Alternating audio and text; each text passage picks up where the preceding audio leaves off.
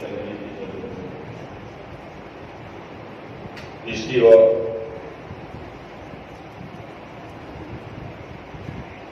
کسی عورت کے پاس قیمتی زیورات ہو اور وہ سفر کر رہی ہو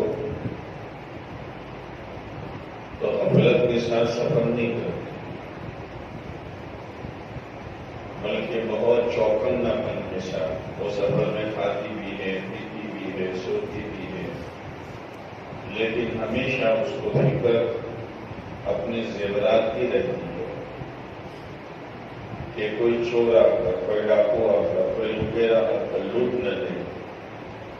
یہ سمجھدار عورت ہے اور زیورات ہیں اور کھانے میں ایسی لگی کہ زیورات کو بھول گئی، پینے میں ایسی لگی کہ زیورات بھول گئی، کوئی عورت آئی تو اس سے بات چیت کرنے میں ایسی لگی کہ اپنے زیورات بھول گئی، اور ایسی سوئی کہ اپنے زیورات سے غافل ہو گئی اور ڈاکو اور چور نے آپ میں لوٹ لیا۔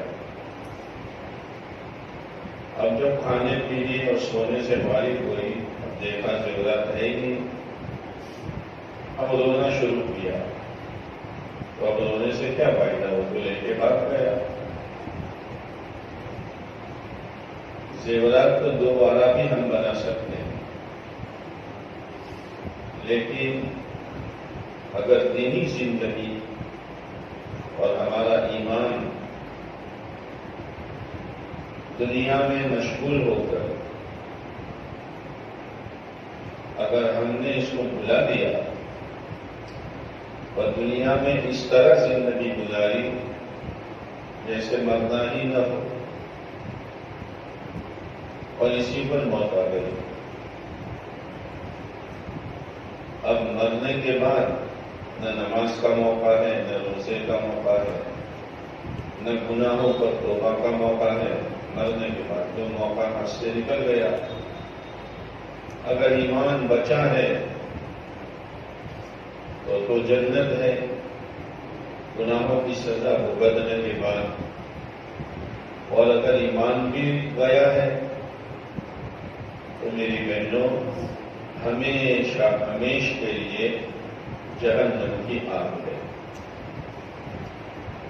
اس لیے کھانا بھی ہے، پینا بھی ہے، سونا بھی ہے، گھر کی صفائی بھی ہے، شادی بیاہ میں خوشی رچانا بھی ہے، موت میت پر غم بنانا بھی ہے، لیکن اپنی آخرت اور اپنی موت کو سامنے رکھ کر اور اپنے ایمان اور نیک اعمال کو سامنے رکھ کر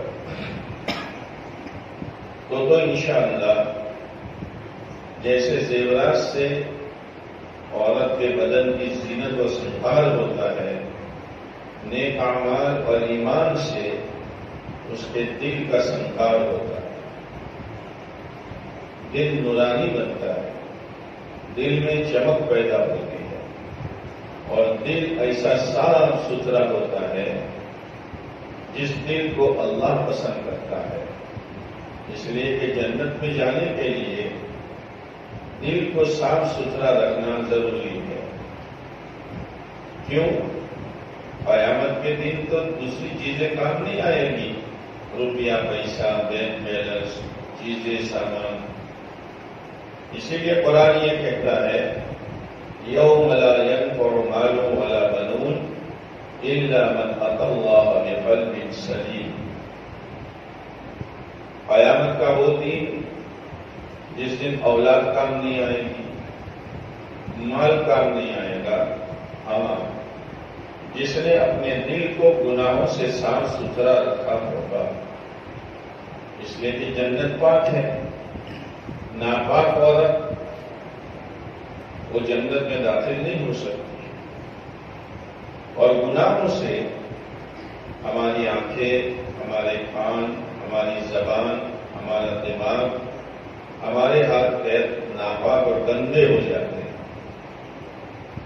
آپ کو تو تجربہ ہے، آپ کے کسی بیٹے کو، کسی بیٹی کو آپ نے نہلا دھلا کر پاؤڈر وغیرہ لگا کر کھیلنے کے لیے بھیجا، تو آپ نصیحت کرتے ہیں بیٹا کپڑے گندے مت کرنا،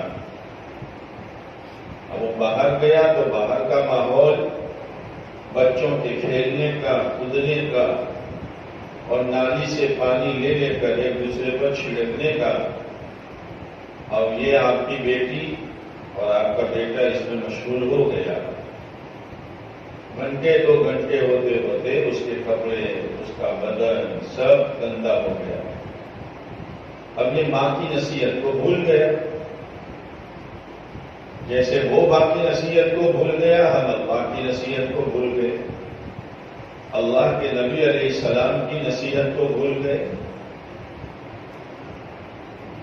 غفلت آ گئی تو غفلت کی وجہ سے آنکھیں بے قابو ہیں. آج کوئی عورت موبائل سے خالی ہے، کوئی جوان بچی موبائل سے خالی ہے، کوئی جوان لڑکا موبائل سے خالی ہے.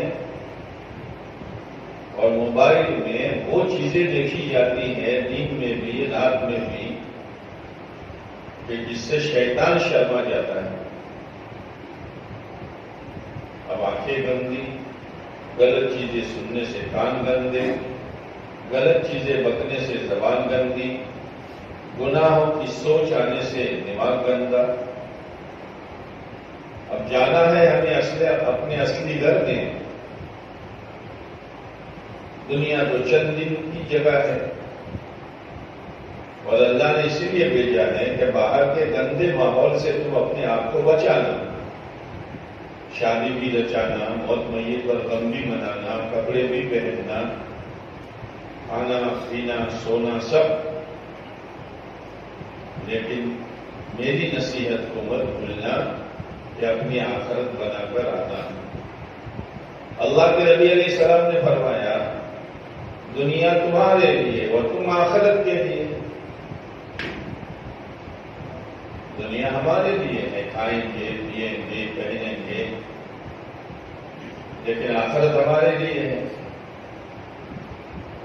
اب جیسے وہ چھوٹا بچہ، جب بچے چلے گئے تو گھر آنے لگا، ماں نے دیکھ لیا جس ماں نے نہلایا تھا، دھلایا تھا، پاؤڈر لگایا تھا، وہی ماں اس کو گھر میں گھسنے نہیں دیتی.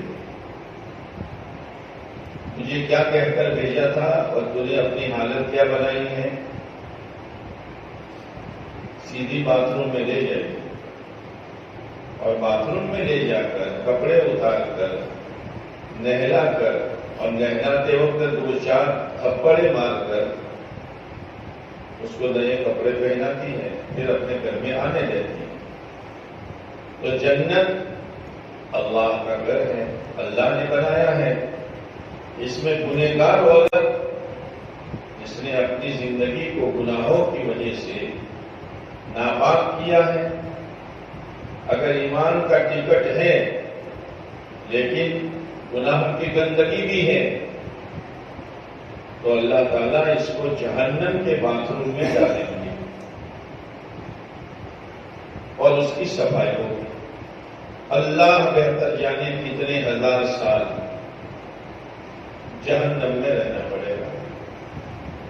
اب غلط چیزیں دیکھ کر آنکھیں گندی کی ہیں، اب آنکھوں کو کیسے پاک کیا جائے گا؟ کہ آنکھوں کو پاک کرنے کے لیے جہنم کی آگ میں سیسا جو لوہے جیسا ہوتا ہے اس کو پگھلا کر گرم گرم آگ اس کی آنکھوں میں ڈالا جائے گا. میں نے کہا آپ نے سنا. آپ کو روزانہ سالن پکاتی ہو، بعض دفعہ سالن پکاتے وقت دیگچی میں سے معمولی تیل کی چھینٹ، معمولی سوئی کی نوک کے برابر آپ کی آنکھ میں اڑتی ہے، کیا حال ہوتا ہے؟ کیا حال ہوتا ہے؟ یا کبھی اپنی پلک آنکھ کا بال آنکھ میں چلا جاتا ہے ٹوٹ کر، کیا حال ہوتا ہے؟ تو جب اس کی آنکھ میں جہنم میں گرم کی ہوئی سیسا پگھلا کر اس راگ کو گرم گرم ڈالا جائے گا تو کیا حالت ہوگا؟ کان غلط استعمال کر کے غیبتیں کر کے کسی کی غیبتیں سن کر غلط چیزیں سن کر آج موبائل پر ہے. اب یہ ناپاک کان اللہ نے اس لیے دیے تھے تاکہ تعلیم سنیں، قرآن کی تلاوت سنیں، دین کی باتیں سنیں، بیانات سنیں، غریبوں کی ہمدردی کی باتیں سنیں. لیکن اس نے گناہوں میں لگا دیا، چاہے مرد ہو یا عورت، جوان ہو یا بوڑھا، اور وہ گندے کان ہیں. تو اس کی صفائی کیسے ہوگی؟ اس کی صفائی اس طرح ہوگی کہ جہنم میں لوہے کے سریے گرم کر کے اس کے کانوں میں ڈالے جائیں گے. میں نے کہا، آپ نے سنا، لیکن معمولی کیڑا، معمولی کیڑی اگر کان میں چلی جائے تو کیا حال ہوتا ہے؟ کتنے چسکے آتے ہیں، کتنی تکلیف ہوتی ہے، دماغ کتنا بھاری ہو جاتا ہے. تو جب یہ لوہے کے سریے گرم کر کے آنکھوں میں ڈالے جائیں گے کیا حال ہوگا؟ زبان گناہ کر کے اس کو ناپاک کیا اور اسی حال میں مری بغیر توبہ کے، تو اس کو کیسے پاک کیا جائے گا؟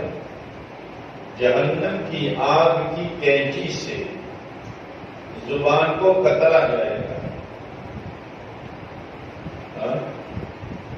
میں نے کہا، آپ نے سنا، لیکن کبھی کبھی کھاتے کھاتے زبان کا معمولی حصہ دانتوں کے بیچ میں آ جاتا ہے، کیا حال ہوتا ہے؟ کبھی سر میں درد پیدا ہوتا ہے تو کیا حال ہوتا ہے؟ اور کوئی معمولی کنکری سر پر اوپر سے گرتی ہے تو کیا حال ہوتا ہے؟ اس سر سے اور دماغ سے گناہ کی سوچ، شیطانی چیزوں کی سوچ، یہ فیشن کروں، یہ میک اپ کروں، یہ پہنوں اور گناہ کی چیزیں. تو اس کی صفائی کیسے ہوگی؟ صابن سے کہ نا؟ فرشتے سر پر ڈنڈے ماریں گے اور پھر اوپر سے گرم پانی ڈالا جائے گا. یہ ہے. پھر اس کے بعد پتہ نہیں کتنے ہزار سال کے بعد اس کو جہنم سے نکال کر جنت میں پہنچایا جائے گا.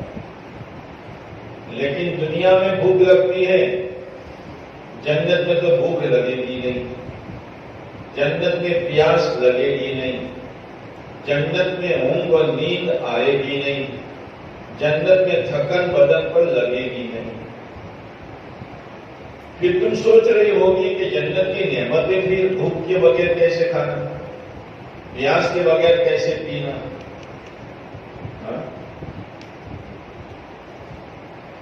میری بہنوں، نیند تو ہماری پوری ہو جائے گی قبر میں، اس لیے کہ نیند جو ہوتی ہے وہ تھکن کی وجہ سے ہوتی ہے.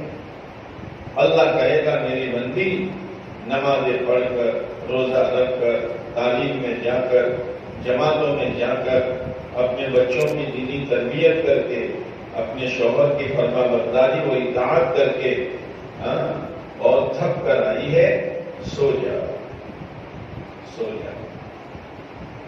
اب حشر میں اٹھے گی، اس کے بعد نیند نہیں ہے، اس لیے کہ نیند تھکن کی وجہ سے ہوتی ہے اور جنت میں تھکن ہے ہی نہیں.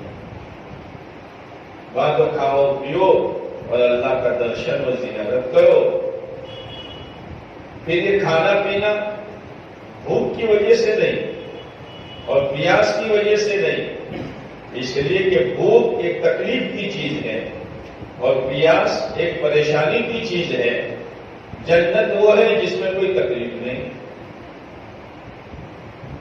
تو پھر کھانا کے مزے کے لیے، پینا مزے کے لیے، لیکن عجیب معاملہ ہوگا، کروڑ سال تک عورت کھاتی رہے تو پیٹ میں کوئی گڑبڑ نہیں، پیتی رہے کوئی گڑبڑ نہیں، اور اگر کروڑ سال تک نہ کھائے نہ پیے تو کوئی کمزوری نہیں. یہ جنت ہے، یہ جنت ہے. کھانے کی مختلف چیزیں ہوگی، مختلف نہیں بلکہ وہ ہوگی جو جنتی عورت چاہے گی. جو جی میں آئے گا وہ اللہ دے دے گا. جنت میں ہماری مرضی چلے گی، دنیا میں اللہ کی مرضی چلے گی. دنیا میں اللہ کی مرضی پر جیون گزارو اور مرنے کے بعد اللہ بلکہ موت پر ہی کہا جائے گا وَلَكُمْ فِيهَا مَا تَشْتَهِي أَنفُسُكُمْ وَلَكُمْ فِيهَا مَا تَدْعُونَ. او میری بندیو، تم نے میری بہت بات مانی اور میں نے جن چیزوں سے منع کیا تم رک گئے.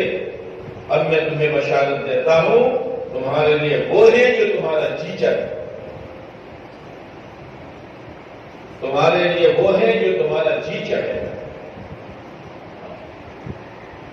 پینے کے لیے 4 قسم کی نہریں ہوگی. دودھ کی نہریں، پانی کی نہریں، پاکیزہ شراب کی نہریں اور شہد اور مد کی نہریں. ایک ایک جنتی کو کم سے کم 3 نہریں اور زیادہ سے زیادہ 9 نہریں دی جائے گی. 9 نہریں دودھ کی، 9 نہریں پاکیزہ شراب کی، 9 نہریں مد کی اور 9 نہریں پانی کے نام کے میوے کی.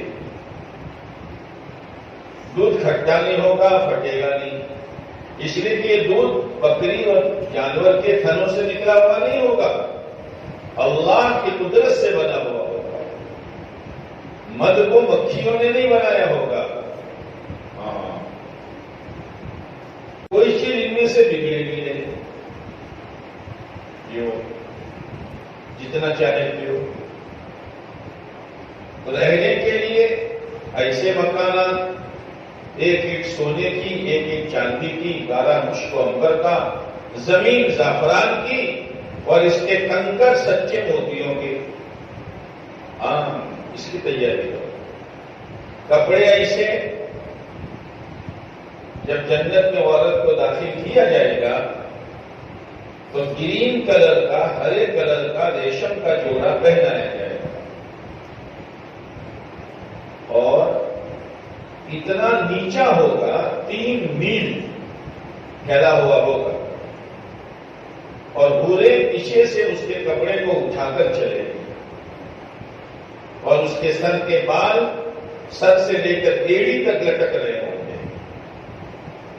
اور اللہ اس کو اتنا روپ دے گا، حور سے 70,000 گنا زیادہ روپ جنتی عورت کو دیا جائے گا.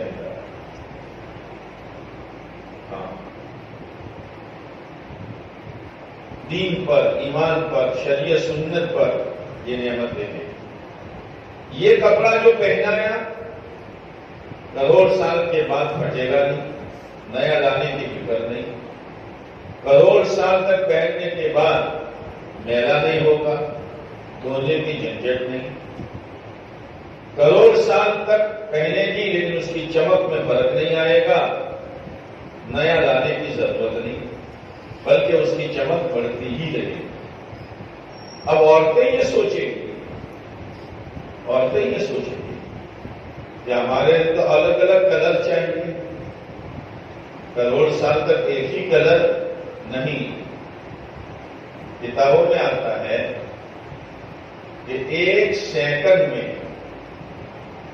جوڑا ہو جائے گا، 1 سیکنڈ میں 70 کلر بدلے گے. ہاں، زندگی وہ ہے. اسی لیے آپ علیہ السلام نے اپنے صحابہ سے فرمایا اللہم لا عیش الا عیش الاخرہ، اللہم لا عیش الا عیش الاخرہ. او میرے صحابہ، دنیا میں تکلیف آوے، پریشانی آوے،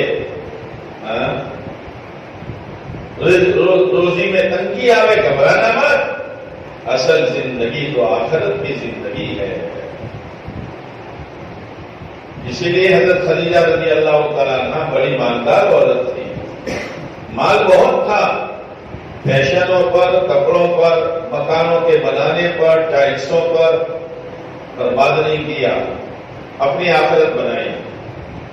اور جب انتقال کا وقت آیا تو پیور والے کپڑے میں آیا، میلے کپڑے میں آیا، لیکن اللہ ان سے اتنا راضی ہوا کہ جبرائیل امین کو بھیجا اور کہا آپ علیہ السلام سے، اے اللہ کے نبی علیہ السلام، خدیجہ کو اللہ سلام کہتا ہے، خدیجہ کو اللہ سلام کہتا ہے۔ جب حضرت خدیجہ دنیا سے جانے لگی تو آپ علیہ السلام نے فرمایا، خدیجہ جا رہی ہو جنت میں، اللہ نے تمہارے لیے محل بنایا ہے، تمہاری سوکن کو میرا سلام کہنا۔ سوکن کس کو کہتے ہیں؟ ایک شوہر دوسری شادی کرے تو یہ دو عورتیں آپس میں سوکنیں ہوتی ہے۔ تو حضرت خدیجہ رضی اللہ تعالیٰ عنہ نے عرض کیا، اے اللہ کے نبی علیہ السلام، آپ نے تو میری حیاتی میں دوسری شادی کی نہیں ہے، تو میری سوکن کون؟ آپ نے فرمایا فرعون کی بیوی آسیہ، اللہ اس کا نکاح جنت میں میرے ساتھ کرے گا۔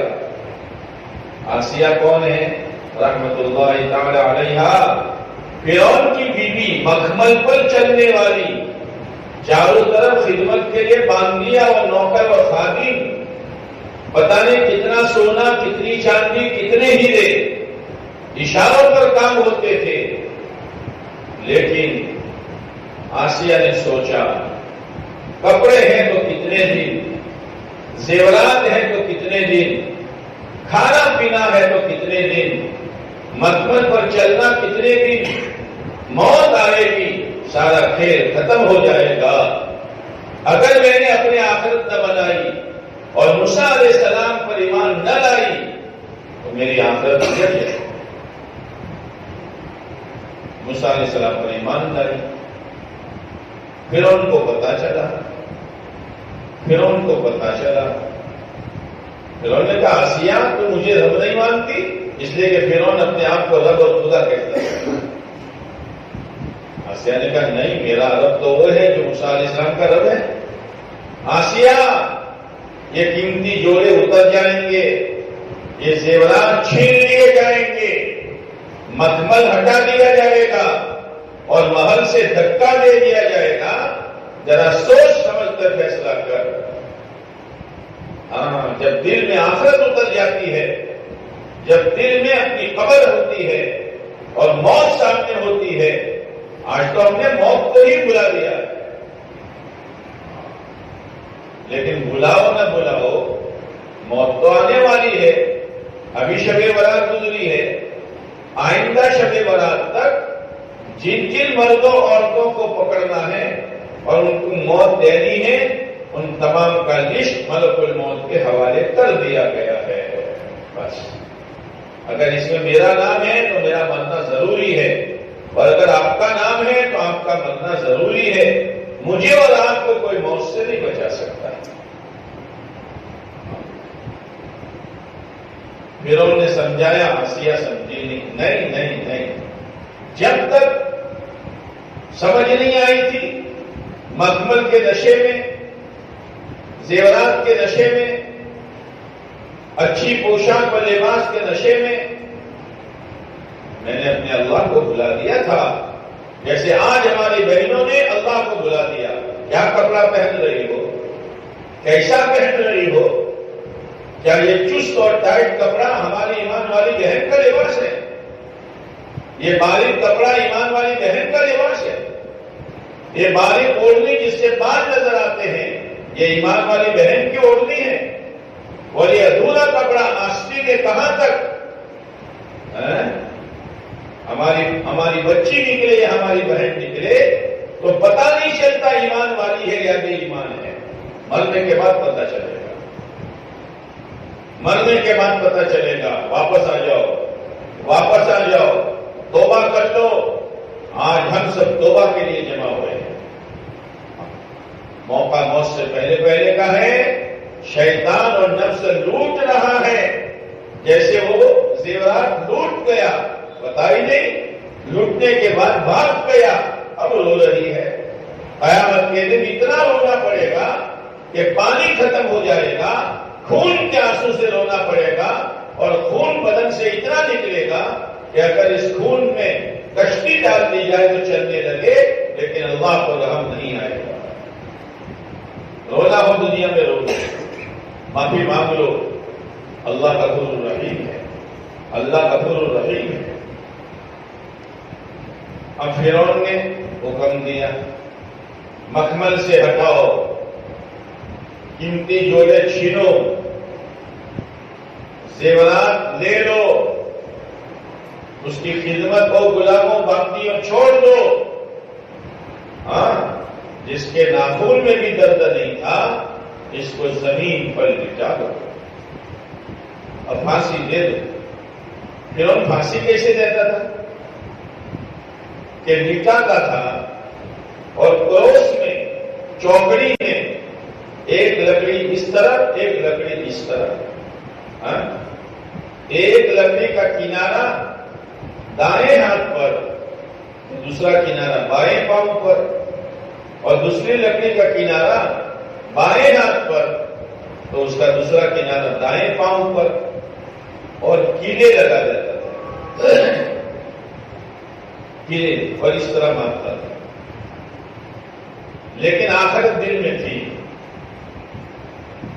آسیہ نے اللہ سے کہا، قرآن نے بیان کیا ہے، رب ابن لی عندک بیتا فی الجنہ، مالک آ رہی ہوں تیرے پاس۔ اس نے تو اپنے محل سے دھکا دے دیا اور کپڑے چھین لیے اور زیورات لے لیے، مالک آ رہی ہوں، میرے آنے سے پہلے تیرے پاس میرے لیے جنت میں ایک محل بنا کر، وَنَجِّنِي مِن فِرْعَوْنَ وَعَمَلِهِ وَنَجِّنِي مِنَ الْقَوْمِ الظَّالِمِينَ، اور مجھے فرعون سے اور اس کے کرتوت سے اور ظالموں سے مجھے نجات دے دے۔ اس وقت وہ اپنے رب کو یاد کیا۔ اللہ نے فرشتوں سے کہا، فرشتوں آسمان کے دروازے کھول دو اور میری آسیہ کو اس کی جنت بتا دو۔ ہاں، جنت بتائی، اور اسی حال میں اللہ کے پاس پہنچ گئی۔ یہ مثال بیان کی ہے، وَاضْرِبْ لَهُمْ وَضَرَبَ لَنَا، ہم نے تمہارے لیے مثال بیان کی ہے فرعون کی بیوی کی، اور تو عبرت پکڑو، سبق پکڑو۔ تم اگر دین پر آؤ گی، اسلامی لباس پر آؤ گی، پردہ میں آؤ گی، نمازوں پر، روزے پر، تہجد پر، اشراق پر، چاشت پر، اوابین پر آؤ گی، تمہیں کوئی پھانسی نہیں چڑھائے گا۔ تمہارا باپ بھی خوش، تمہارا بیٹا بھی خوش، تمہارا شوہر بھی خوش، جو سنے گا وہ خوش۔ آ جاؤ، جیسے میری آسیہ آئی تم بھی آ جاؤ، اگر اپنی جنت بنانی ہے۔ ہاں، اس آسیہ کا نکاح اللہ جنت میں پیارے نبی علیہ السلام کے ساتھ کرے گا۔ اور اگر تمہیں نشہ ہے، میرے شوہر کا بنگلہ ہے، میرے شوہر کا بہت بڑا کارخانہ ہے، بہت بڑی فیکٹری ہے، بہت بڑی آوک ہے، سن لو، ان چھڑکوں کی تو ہماری اب کوئی حیثیت نہیں ہے۔ نبی کی عورت نے نبی کی بات نہیں مانی اور اپنی منمانی پر زندگی گزاری، چاہے نوح علیہ السلام کی بیوی ہو یا لوط علیہ السلام کی، ہم ان دونوں کو اٹھا کر جہنم میں ہم نے ڈال دیا۔ تمہاری کیا حیثیت ہے؟ دو نمونے پیش کیے، دو نمونے پیش کیے ہیں، اب تمہاری مرضی کی بات ہے، کون سے نمونے پر چلو۔ جیسے لوط علیہ السلام نے اپنی بیوی کو سمجھایا، نوح علیہ السلام نے اپنی بیوی کو سمجھایا، آج تمہیں کس کس طرح سے سمجھایا جاتا ہے؟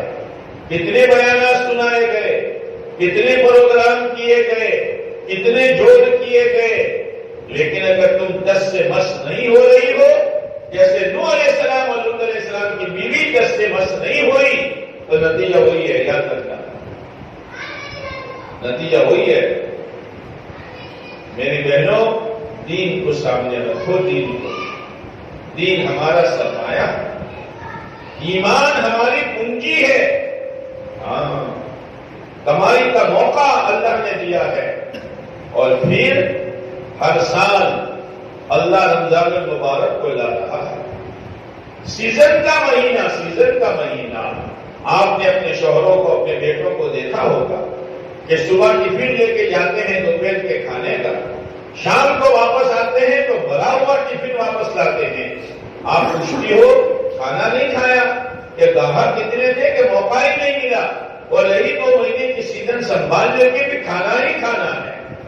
ہاں رمضان المبارک کا مہینہ سیزن کا مہینہ ہے۔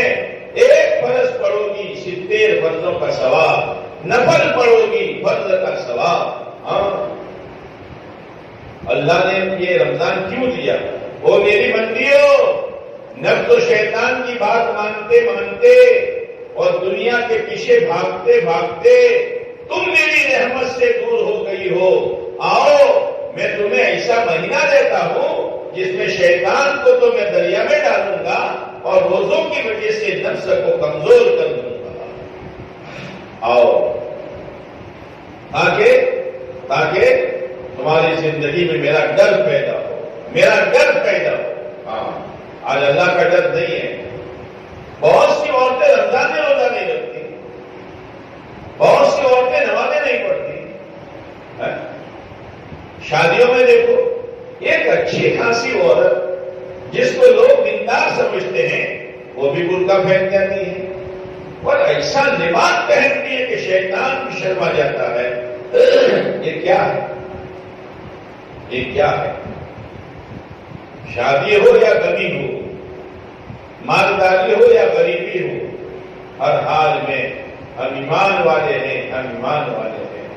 اپنے ایمان کی حفاظت کرنا ہمارے لیے بہت ضروری ہے، ایمانی زندگی گزارنا۔ اس لیے آنے والے ماہ مبارک کی خوب قدر کرو، زیادہ بولنا چھوڑ دو، بغیر ضرورت کے کسی کا نام لینا چھوڑ دو، ورنہ غیبتیں ہو جائے گی، چگلی ہو جائے گی، بغیر ضرورت کے باتیں ہو جائے گی۔ بس اپنا گھر کا کام جلدی سے، یہ نہیں کہ پورا رمضان پکانے میں، کھانے میں، پینے میں اور آخری اشرا عید کی تیاری کرنے میں، یہ نہیں ہے۔ جو کرنا ہو کر لو شعبان میں، جو خریدنا ہو خرید لو، لیکن خریدنے کے لیے تم بازار نہ جاؤ، اس لیے کہ آپ علیہ الصلوۃ والسلام نے جب اپنی بیٹی فاطمہ کا نکاح رضی اللہ تعالیٰ عنہ کا حضرت علی رضی اللہ تعالیٰ عنہ سے کیا تو آپ نے فرمایا علی باہر کا کام تمہارے ذمے، بیٹی فاطمہ گھر کا کام تیرے ذمے۔ عورت گھر میں رہے، باہر نہیں نکلے، ہاں ضرورت کی وجہ سے نکلے گی لیکن شرم حیا کی چال چلے گی، راستے کے ایک کنارے پر چلے گی۔ عورت کے چہرے کو، ایمان والی عورت کے چہرے کو جو چاہے دیکھ لے۔ ایمان والی عورت تو ڈائمنڈ اور ہیرا ہے، اس کو تو تجوری میں رکھا جاتا ہے، پتھر کا ٹکڑا نہیں ہے۔ پتھر کا ٹکڑا ہر ایک ٹھوکر مارتا ہے اور ہر ایک دیکھتا ہے، اس کی کوئی حیثیت نہیں ہے۔ اللہ نے تم کو ڈائمنڈ اور ہیرا بنایا ہے اور تمہاری تجوری تمہارا گھر ہے۔ وَقَرْنَ فِي بُيُوتِكُنَّ، قرآن کہتا ہے او میری بندیوں، او میری ایمان والی بندیوں، گھروں میں قرار پکڑ لو، نہ نکلو، اور قرار پکڑ کر وَأَقِمْنَ الصَّلَاةَ وَآتِينَ الزَّكَاةَ وَأَطِعْنَا اللَّهَ وَرَسُولَهُ، اللہ رسول کی بات مانتی رہو۔ اور ایک جملہ اس سے پہلے فرمایا وَلَا تَبَرَّجْنَ تَبَرُّجَ الْجَاهِلِيَّةِ الْأُولَىٰ۔ ایک زمانہ تھا کوئی سمجھانے والا نہیں تھا، ایک زمانہ تھا دعوت کا کام نہیں تھا، ایک زمانہ تھا اس شہر میں کوئی عالم نہیں تھا، لہذا عورتیں بیچاری جہالت میں منا و سنگار کر کے نکلتی تھی۔ میری بندیوں اب وہ جہالت چھوڑو، جو عورت چست کپڑا پہنے گی جس سے بدن کا ڈھانچہ نظر آئے، جو عورت باریک کپڑا پہنے گی جس سے بدن کا رنگ نظر آئے، اور جو عورت ادھورا کپڑا پہنے گی وہ جنت میں کیا جائے گی؟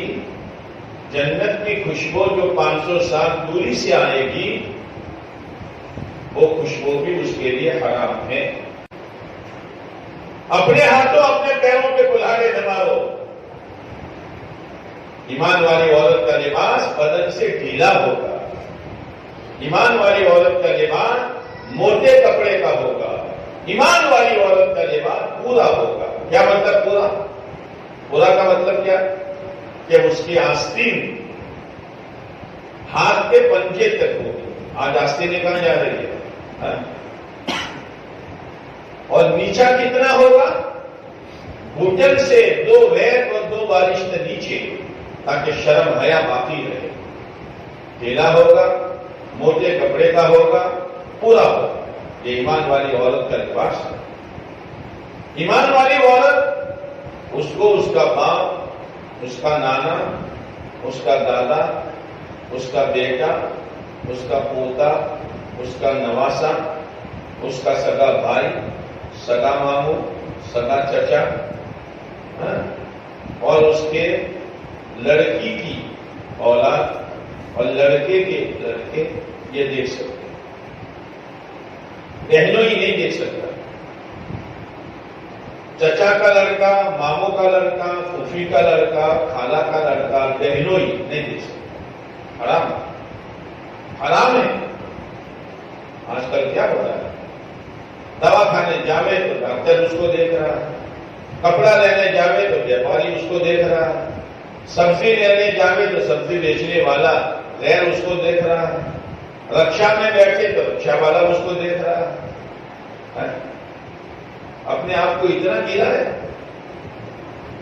یہ عورت یہ کہتی ہے اللہ مجھے ڈائمنڈ نہیں بننا، مجھے پتھر بنا دے تاکہ ہر ایک دیکھے۔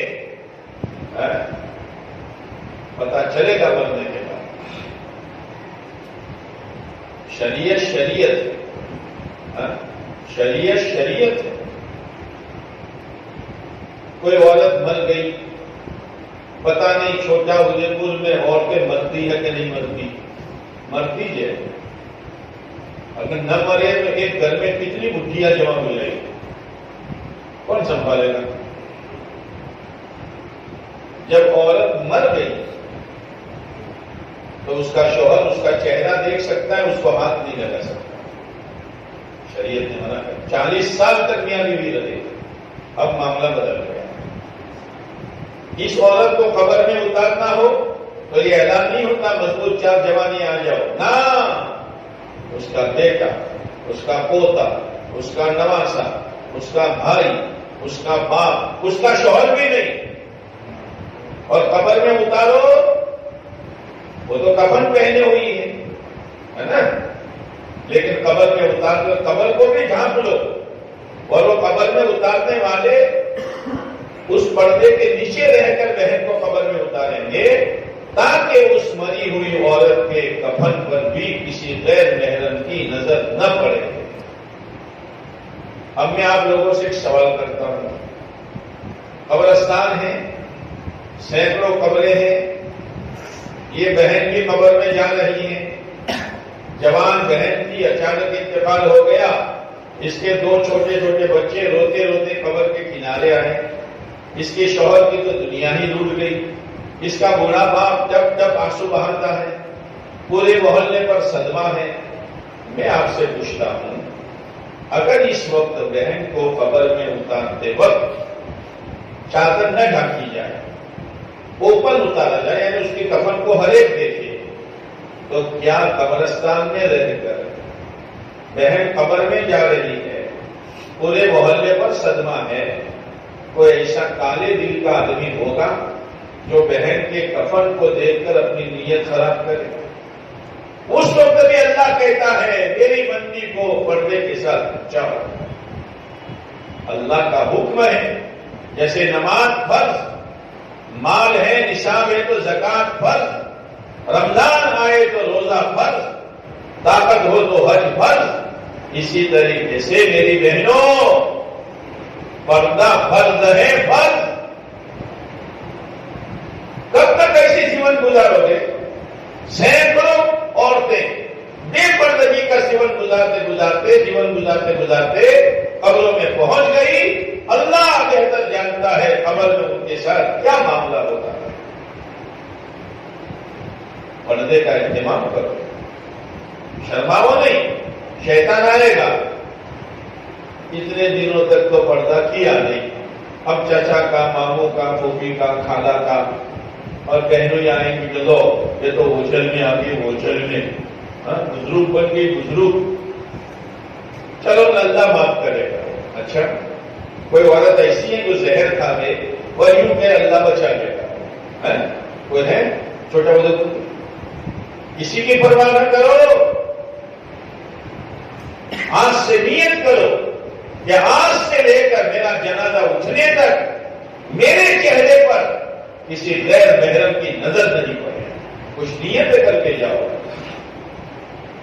کچھ نیتیں کر کے جاؤ. لباس اسلامی پہنو. اور ایک ایمان والی عورت کا گھر کی چار دیواری میں رہ کر کیا کام ہے؟ کیا کام ہے؟ پھلکیاں بناؤ, پھلکیاں ہے نا, سالن پکارو, روزانہ کر دو, اور سالن پکارو تو پورے محلے میں ایسی خوشبو جائے کہ ہر ایک کے منہ میں پانی آئے. اس نے پکارا کہ مریم نے. اچھا مریم نے یہ کام ہے. یہ تو بے ایمان عورتیں ہم سے زیادہ اچھا کرتی ہیں. چٹاکے دار بناتی ہے, تم بھی بناتے ہو گے. یہ کام نہیں ہے, تو ضرورت ہے. کام کیا ہے؟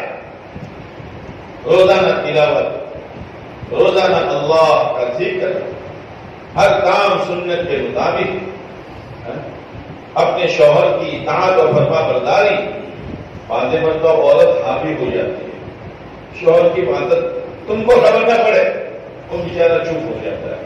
بہویں آ گئی, بڑی بڑی لڑکیاں ہیں, ان لڑکیوں کے سامنے اس کی ماں اس کے باپ کو ڈانٹ دیتی ہے, اور بہوؤں کے سامنے بہو کے خسر کو اور اپنے شوہر کو ڈانٹ دیتی ہے. وہ بیچارہ کچھ بولتا ہی نہیں ہے. کتنی نمازیں پڑھ لو, کتنی روزے رکھ لو, کتنی عبادتیں کر لو, اگر اس حال میں تم مری ہو کہ تمہارا شوہر تم سے ناراض ہے, جنت میں نہیں جا سکتی ہو. شوہر کی اطاعت, اپنے بچوں کی دینی تربیت. بچہ جھوٹ نہ بولے, بچہ گالی نہ بکے, بچہ لڑکا بغیر ٹوپی کے اور لڑکی بغیر اوڑھنی کے اور بغیر ہاتھ دھوئے, بغیر دعا پڑے کھانا نہ کھائے. چھوٹے بچوں کے ساتھ سمجھدار عورتیں جو ہے نا, جب بچہ صبح اٹھتا ہے بولتا نہیں, لیکن اٹھنے کی دعا ماں پڑھتی. بیٹا پڑھ, وہ تو نہیں پڑھتا. سلانے کی دعا ماں پڑھتی ہے. تم اس کو معمولی مت سمجھنا.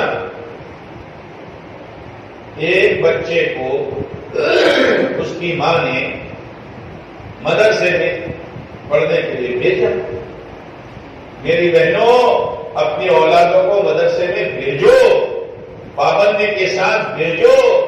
تم تو کام کرو گی, اس کا باپ دھندا کرے گا.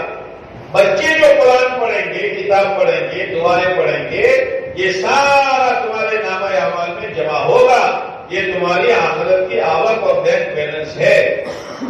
غیر حاضری نہ کرو, غیر حاضری نہ کرو. اب بچہ شروع میں تو مولوی صاحب الف با پڑھاتے ہیں, بسم اللہ پڑھاتے ہیں. مولوی صاحب تھوڑا کر کے بسم اللہ پڑھائی, کہا بیٹا پڑھو, میں پڑھاتا ہوں. تو اس نے تو سورہ فاتحہ پڑھ دی. 4-5 سال کا بچہ سورہ فاتحہ کے بعد قرآن شروع کیا تو 5 پارے سنا دی. یا اللہ, یہ تو الف با پڑھنے آیا 5 پارے. تحقیق کی تو پتہ چلا اس کی ماں 5 پاروں کی حافظ تھی. یہ بچے کو دودھ پلاتی, بچے کو جھولے میں جھلاتی, قرآن پڑھتی رہتی. تو اس کی ماں کا پڑھا ہوا قرآن اللہ نے اس کے سینے میں اتار دیا. معمولی بس سمجھ. بچوں کی دینی تربیت کسی پر پرائے کی چیز گھر میں لے کر نہ آئے, کسی سے لڑائی جھگڑا کر کے نہ آئے.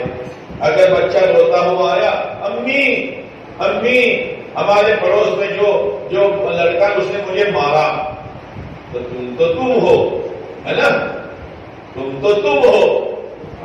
جا کر ایسی لڑائی اور ایسی گالیاں, تیری ایسی میری ایسی, شیطان کہ چلو بھائی بھاگو بھاگو, چھوٹا والا سے بھاگو, ہماری ضرورت نہیں ہے, اب میری ایجنٹ آ گئی ہے, میری ایجنٹ. نہیں, بچے کو سمجھاؤ بیٹا, کل اپنے ان کے گھر نہیں جانے کا, لڑائی نہ کرو, پڑوسن سے لڑائی نہ کرو, پڑوسن کے بڑے حقوق ہے. ایک عورت کے بارے میں اللہ کے نبی علیہ السلام سے پوچھا گیا, یہ اللہ کے نبی علیہ السلام, ایک عورت صوامہ بھی ہے, قوامہ بھی ہے, روزے بھی نفلیں بہت رکھتی ہے اور رات کو تہجد بھی پڑھتی ہے, لیکن پڑوسن کو ستاتی ہے. آپ نے فرمایا وہ جہنمی ہے. اپنی نیکیاں بچاؤ. بات پڑوسن ایسی ہوتی کھا پکڑ کے لیے لڑائی جھگڑا کرے, صبر کر لو, اپنے اس کے جیسے نہیں بننے کا, کل اللہ اس کو سدھارے گا. پڑوسیوں کے ساتھ اچھا سلوک کرو, بچوں کی دینی تربیت کرو, اس لیے کہ مولوی صاحب مدرسے میں سب کچھ سکھاتے ہیں, لیکن گھر آنے کے بعد ایسا گندا معاشرہ ہے کہ ساری تعلیم پر پانی پھر جاتا ہے. ایک بچی مدرسے میں آئی, نقاب اوڑھ کر آئی, شرم کا لباس پہن کر آئی. ہر جگہ مدرسے نے یونیفارم طے کیا ہے تو وہ اسلامی یونیفارم پہنتی رہی 7 سال 5 سال 10 سال, لیکن جہاں پڑھ کر فارغ ہوئی اس کو بھی پتا نہیں میں نے کیا پڑھا. اب اس کی ماں میں پردہ نہیں, اس کی ماں کے بدن پر اسلامی لباس نہیں, تو وہ بچی یہ سمجھتی ہے آج تک جو میں نے پڑھا وہ تو مدرسے کا لباس تھا, اب میں تو وہ پہنوں گی جو میری بھابھی پہنتی ہے, میری بڑی بہن پہنتی ہے اور میری امی پہنتی ہے. لہذا امی پھر گھر میں بیٹھتی ہے اور اوڑھنی گلے میں ہوتی ہے, گھر میں نہیں بیٹھتی. چھوٹے ادے پور کی عورتیں تو باہر بیٹھتی ہیں, دروازے کے باہر کرسیاں لے کر پنچایت کرتی ہے. کیوں باہر آئی تو, گھر کاٹتا ہے, باہر بیٹھتی ہے. آنے والا آئے, جانے والا جائے, بلا سے آئے جائے, سر کھلے ہیں.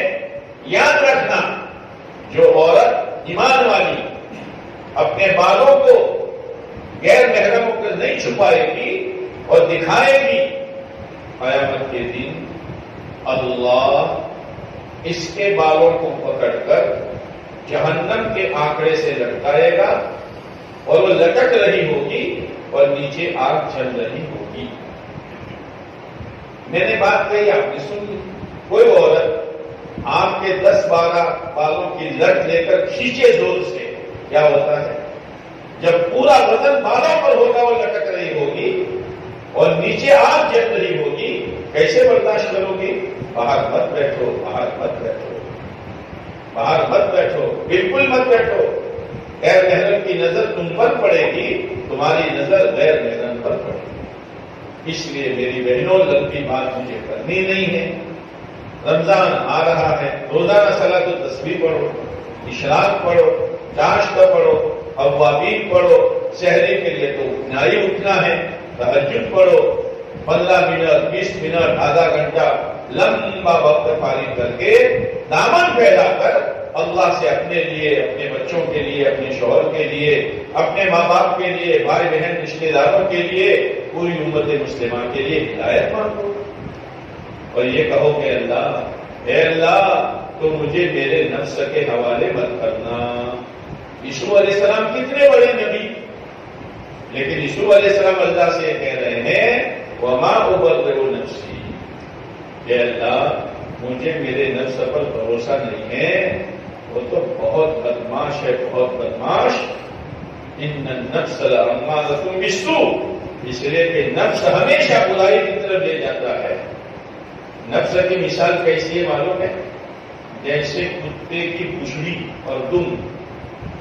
ہمارے یہاں تو کتے کی پچھڑی ٹیڑھی ہوتی ہے, چھوٹا ادے پور تو سدھرا ہوا ہے، چھوٹا ہے لیکن بڑا ہے، تو تمہارے یہاں کتے کی پچھڑی سیدھی ہوتی ہوگی، اور یہ پچھڑی اتنی ٹیڑھی ہے کہ زمین میں دفن کرو 100 سال کے بعد نکالو تو ٹیڑھی کی ٹیڑھی، تو نفس بھی ٹیڑھا کا ٹیڑھا۔ اب یہ پچھڑی کو سیدھا کرنا ہو تو وظیفے پڑھو، ہے نا، اور پھوکے مارو، یہ کہ نہ، ایک ڈنڈا باندھو، پچھڑی پر کیا باندھو؟ ڈنڈا، سیدھی، لیکن بھروسہ مت کرنا، جس دن کھولو گے اس دن ٹیڑھی، تو نفس پر ڈنڈا باندھو اللہ کے حکم کا اور پیارے نبی علیہ السلام کے طریقے کا، تو نفس سیدھا ہو جائے گا، اور موت تک ڈنڈا باندھے رکھو، ہاں، ورنہ وہ ہمیں پھنسا دے گا۔ اس لیے اللہ کے نبی علیہ السلام کی دعا ہے، اللہم لا تکلنی الی نفسی طرفۃ عین، اے اللہ، اللہ کے نبی علیہ السلام کہہ رہے ہیں، اپنی امت کو سبق دے رہے ہیں، دیکھو اے اللہ تو مجھے، میں آنکھ بند کروں اور کھول پلک جھپکنا کتنی دیر ہوتی ہے؟ آدھا سیکنڈ بھی نہیں، اتنی دیر بھی تم مجھے میرے نفس کے حوالے مت کرنا، اور اگر میں نفس کے حوالے ہو گئی تو میری ساری خوبیاں، نیکی کا جذبہ، نماز کا جذبہ، شریعت سنت پر چلنے کا جذبہ، شرم حیا کی زندگی گزارنے کا جذبہ، پردے میں رہنے کا جذبہ، جنت آباد کرنے کا جذبہ، جہنم سے بچنے کا جذبہ، بچوں کی دینی تربیت کا جذبہ، گھروں میں تعلیم زندہ کرنے کا جذبہ، ہفتہ واری تعلیم میں جانے کا جذبہ، تو چھین لے گا، اے اللہ مت چھیننا، وَلَا تَنْزِعْ مِنِّي صَالِحَ مَا آتَيْتَنِي، اے اللہ وہ نیکی کا کام مجھ سے مت چھیننا جو تو نے مجھے توفیق دی ہے۔ اتنا خطرناک مسئلہ ہے، دو دشمن ہیں، شیطان اور نفس، کیسے بچو گے؟ کہ شیطان سے بچنا تو بہت آسان، سنتوں پر آ جاؤ تو شیطان سے بچنا ہو جائے گا، یہ تو بہت کچا ہے، اس لیے کہ چور کے پاؤں کچی، کوئی چور چوری کرنے آوے اور چھوٹا بچہ نیند میں روئے اور اس کی ماں آدھی نیند میں آدھے جاگنے میں، بیٹا سو جا، چور بھاگ جائے گا، یہ تو جاگ رہے ہیں۔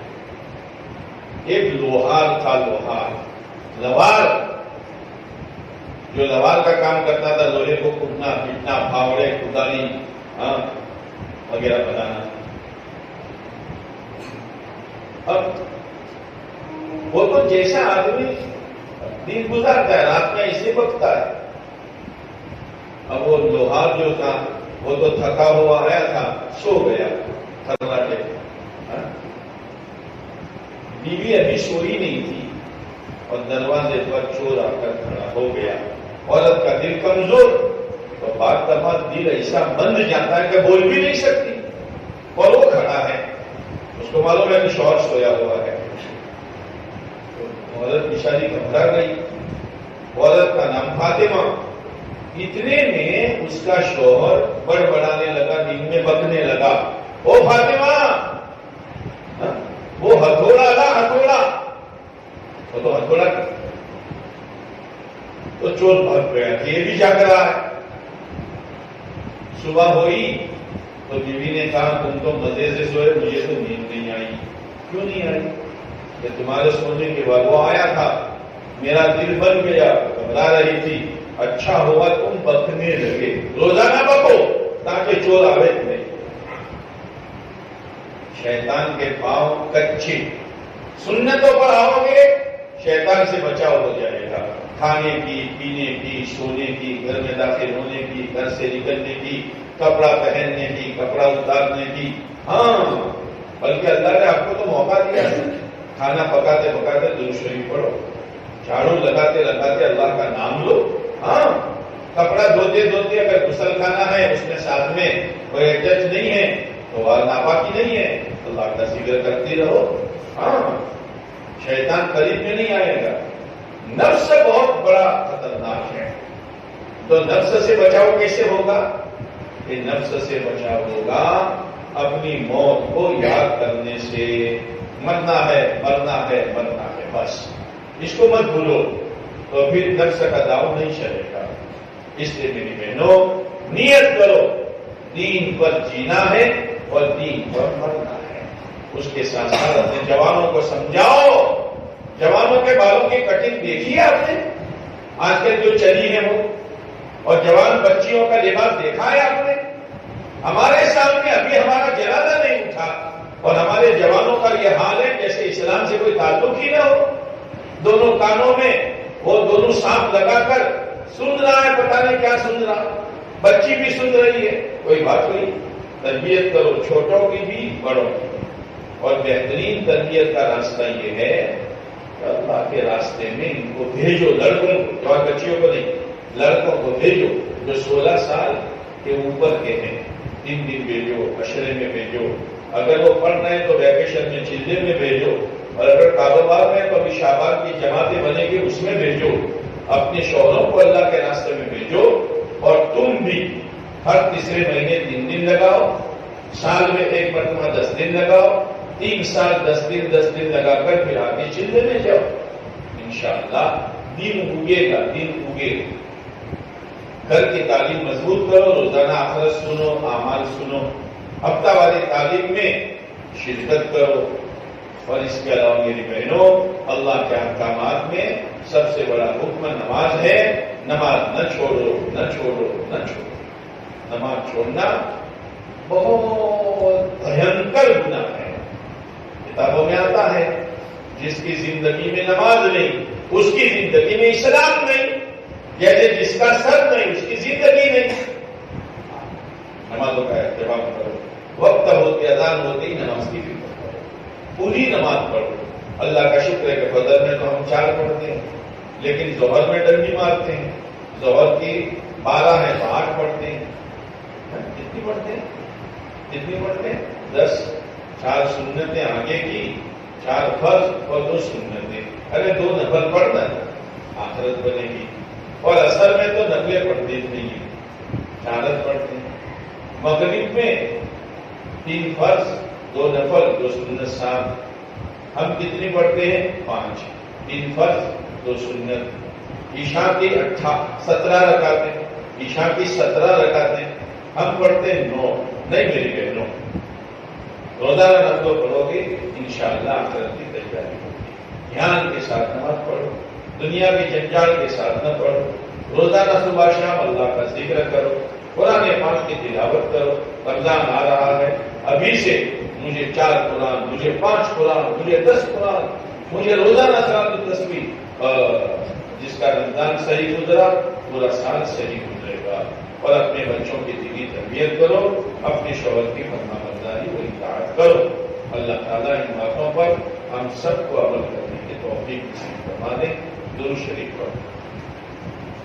اللہم صلی علی سیدنا مولانا محمد وعلی آل سیدنا مولانا محمد وبارک وسلم۔ ربنا ظلمنا انفسنا وإن لم تغفر لنا وترحمنا لنكونن من الخاسرين۔ ربنا هب لنا من ازواجنا وذرياتنا قرة اعين واجعلنا للمتقين اماما۔ اے اللہ ہمیں اپنا نیک بندہ اور تیری بندیوں کو اپنی نیک بندیاں بتا دے، تیرے احکامات پر چلنا آسان فرما دے، آخرت بنانے کا ذوق اور شوق نصیب فرما دے، ہر چھوٹے بڑے گناہ سے ہماری حفاظت فرما دے، اچانک کی موت سے، ایکسیڈنٹ کی موت سے، گناہ کی موت سے، دنیا بٹورتے بٹورتے اور بکواس کرتے کرتے مرنے سے، دوا کھانے کی موت سے، ہماری گھر کی عورتوں کی، ہمارے بچوں اور بچیوں کی، ہماری بہووں اور ہمارے بیٹوں کی، ہمارے دامادوں اور ہماری بیٹیوں کی، اور ہمارے بھائی بہنوں کی، پوری امت مسلمہ کی پوری حفاظت فرما۔ مولا جب موت کا وقت آئے زبان پر کلمہ شہادت جاری فرما، سکرات آسان فرما، قبر کا سوال کے جواب آسان فرما، قبر کو جنت کا باغ بنا دے، حشر میں اپنے عرصہ کا ٹھنڈا سایہ نصیب فرما دے، نام اعمال دانے ہاتھ پہ نصیب فرما، پل صراط کا راستہ آسان فرما، پیارے نبی علیہ السلام کے نور والے ہاتھوں سے جامع کوثر پلا دے اور جہنم کے عذابات سے کلی طور پر بچا کر جنت الفردوس نصیب فرما دے۔ اے اللہ امت میں جو بیمار ہیں شفا نصیب فرما، جن کے بچیوں کے رشتے نہیں ہوئے ان کو نیک صالح رشتے نصیب فرما، اور اے اللہ جو بے اولاد ہیں ان کو نیک صالح اولاد نصیب فرما، جس کی جو جائز حاجت کو پورا فرما، ہمارے اس پروگرام کو قبول فرما، خیر کے وجود میں آنے کا ذریعہ فرما، آخرت کا فکر پیدا ہونے کا ذریعہ فرما۔ اے اللہ اس شہر کے صحیح العقیدہ مسلمانوں پر اپنی خصوصی و عمومی رحمتوں کا نزول فرما، گھروں کی تعلیم کو زندہ فرما، دعوت کی محنت میں لگنے کی توفیق نصیب فرما۔ اے اللہ جن تیرے بندوں بندیوں نے دعا کے لیے کہا لکھا متوقع رہے، ان کے مقاصد خیر میں کامیابی نصیب فرما، جائز حاجتوں کو پورا فرما، ہمارے اس کہنے سننے کو قبول فرما، عمل کی توفیق نصیب فرما۔ ہماری طرف سے پوری امت مسلمہ کی طرف سے ہمارے آقا حضرت محمد صلی اللہ علیہ وسلم کو، آپ کے اہل بیت کو، آپ کے تمام صحابہ صحابیات رضوان اللہ تعالی علیہ مجمعین کو اپنی شاید خیر نصیب فرما، ہمارے مرحومین کی مغفرت فرما، ان کو قبر کے عذاب سے نجات نصیب فرما، ان کی قبروں کو جنت کا باغ بنا دے، منتہائی نظر تک کشادہ فرما دے۔ اے میرے مولا جن تیرے بندوں بندیوں نے دعا کے لیے کہا لکھا متوقع رہے، یا جن کا ہم پر حق ہے یا جنہوں نے کسی وقت ہم پر احسان کیا ہے، ان کی جائز حاجتوں کو پورا کرنا۔ پیارے نبی علیہ السلام نے جو خیر مانگی ہمیں اور پوری امت کو نصیب فرما، جن شرور سے پناہ چاہی ہماری اور پوری امت کی اپنے کرم سے حفاظت فرما۔ ربنا تقبل منا انك انت السميع العليم وتب علينا انك انت التواب الرحيم صلى الله تعالى على خير خلقه محمد وعلى اله واصحابه اجمعين آمين يا رب العالمين برحمتك